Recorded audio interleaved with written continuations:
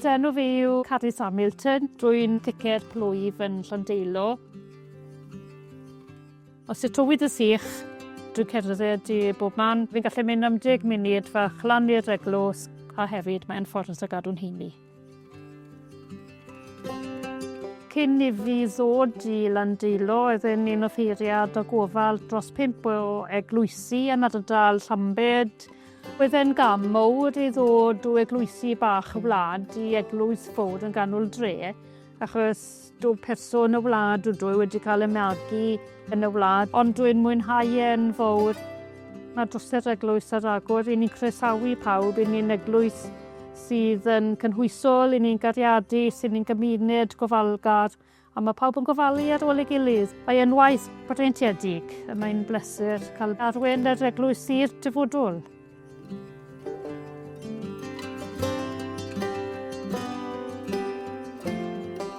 Unwaith y mis, i ni cael cinio lle mae un o aelodau'r eglwys wedi bod yn paratoi cawl, a mae rhywun arall yn dod â bara, caws, a wedyn i ni'n codi tamiad o arian i tea fund.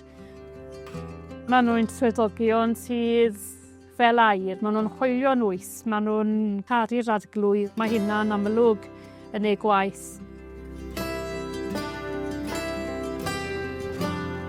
Dwi'n pwysleisio bod drws efo Caerdydd bob amser ar agor i bob bynnag i ddod mewn i rhannu gofid neu jyst i os ydyn nhw'n paso iddyn mewn i cael disiad o de ac i ni'n gallu gweddio a helpu trwy'r covidiau sydd yn dod yn bywyd.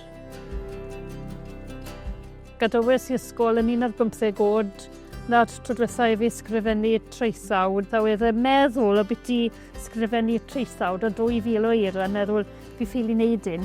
No way, alla beth fi ffili wneud e. Oedd y cefnogaeth derbyniau sydd gyda Padan Sant yn un gret. A nes i gydroddio'r llunau, a waw, gwych, joio pob munud, joio pob dydd. Os byddai wedi dod â pobl at Iesu Grist a bod nhw'n tyfu mewn ffydd a bod nhw'n dod i nabod Crist fel dwi'n nabod Crist, felly fydd yng ngwaith i wedi i wneud yma yn Llandeilo a'r ardal.